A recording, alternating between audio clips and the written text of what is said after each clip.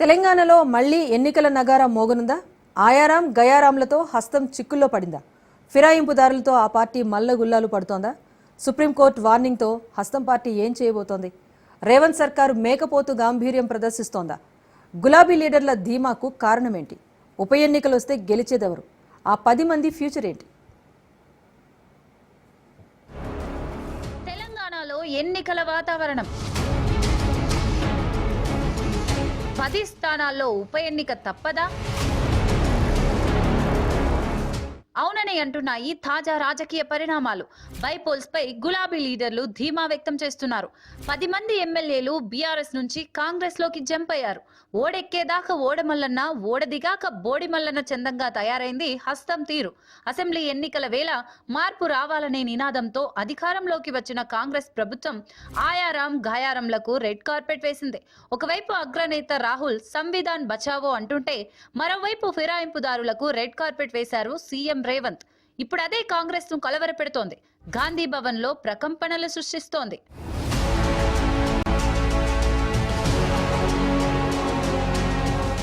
తెలంగాణ రాజకీయాల్లో ఫిరాయింపుదారుల అంశం కాకరేపుతోంది. సుప్రీంకోర్టు చేసిన వ్యాఖ్యలతో దేశవ్యాప్తంగా చర్చ సాగుతోంది. ఫిరాయింపు ఎమ్మెల్యేలపై చర్యలు తీసుకునేందుకు ఎంత టైం కావాలని నిలదీయడంతో ఇష్యూ ఈటెక్కింది. ఇంతకాలం స్పీకర్ నిర్ణయాధికారాన్ని కోర్టులు ప్రశ్నించలేవనే ధీమాతో ఉన్న రేవంత్ ప్రభుత్వం ఇప్పుడు డిఫెన్స్ లో పడినట్లయింది. దీంతో సభాపతి ఏం నిర్ణయం తీసుకుంటారన్న చర్చ రాజకీయ వర్గాల్లో ఆసక్తిగా మారింది.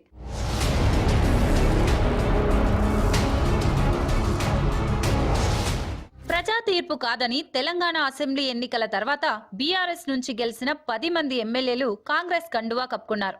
పార్టీ మారిన వారిలో Khairatabad MLA Danam Nagender, station Ghanpur MLA Kadiyam Srihari, Bhadrachalam MLA Tellam Venkatrao, Banswada MLA Pocharam Srinivas Reddy, Gadwal MLA Krishnamohan Reddy, Chevella MLA Kale Yadaiah, Rajendranagar MLA Prakash Goud, Serilingampally MLA Arikapudi Gandhi, Patancheru MLA Gudem Mahipal Reddy, Jagtial MLA Sanjay కుమార్లు ఉన్నారు. దానం ఏకంగా కాంగ్రెస్ బీఫామ్ పై సికింద్రాబాద్ ఎంపీగా పోటీ చేసి ఓడిపోయారు.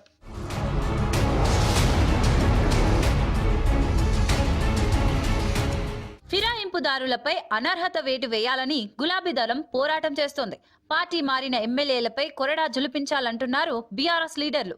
ఉప ఎన్నికలకు సిద్ధం కావాలి, ఫిరాయింపుదారులను కాపాడడం అసాధ్యమంటూ ఆ party working president KTR tweet చేశారు. నిజానికి ఉప ఎన్నికలు గులాబీ సైన్యానికి వెన్నతో పెట్టిన విద్య. ఉద్యమ సమయంలో బైపోల్ ఎలక్షన్లే బీఆర్ఎస్ కు ఊపిరిపోశాయి, కారుని విజయ తీరాలకు చేర్చాయి. అందుకే మరోసారి సెంటిమెంట్ రగిలించేందుకు రెడీ అవుతోంది.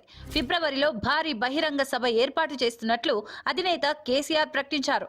తాను కొడితే మామూలుగా ఉండదంటూ కాంగ్రెస్ సర్కార్పై ప్రత్యక్ష పోరుకు సిద్ధమైనట్లు హింట్ ఇచ్చారు. త్వరలో న్యాయస్థానాలు ఇచ్చే తీర్పుతో ఉప ఎన్నికలు రావడం పక్కా అని కేసీఆర్ భావిస్తున్నారు. ఉప పోరును దృష్టిలో పెట్టుకుని త్వరలో ప్రజాక్షేత్రంలోకి వస్తున్నట్లు ఆయన ప్రకటించారనే టాక్ నడుస్తోంది.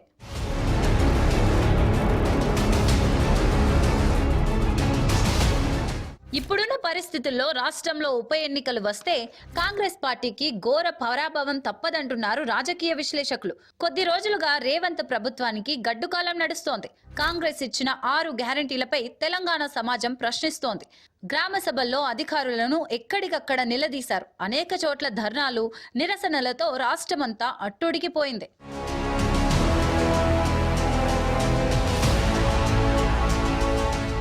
తెలంగాణ కాంగ్రెస్ తన అధికారిక ఎక్స్ ఖాతాలో నిర్వహించిన పోల్లో కూడా నిరాశే మిగిలింది. కాంగ్రెస్ పాలన బాగాలేదని 67% మంది ఓటేశారు. దేశ చరిత్రలో అధికారంలోకి వచ్చిన ఏడాది కాలంలోనే ఇంత ప్రజా వ్యతిరేకత సంపాదించుకున్న మొదటి ప్రభుత్వం బహుశా ఇదేనేమో.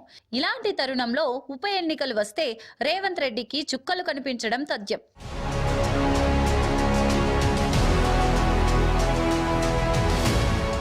3 అడుగులు ముందుకు 6 అడుగులు వెనక్కి అన్న చందంగా మారింది రేవంత్ పాలన. అటు పార్టీ మారిన ఎమ్మెల్యేల తీరు, ఇటు పార్టీలో ఉన్నోళ్ల వ్యవహారం. ఒకవైపు ఫిరాయింపుదారులపై కేసులు, మరోవైపు పార్టీని నమ్ముకున్నోళ్ల మంత్రి పదవుల కూర్పు. ఏం చేసినా కాంగ్రెస్ కు తిప్పలు తప్పేలా లేవు. దీంతో తెలంగాణ రాజకీయం రసవత్తరంగా సాగుతోంది.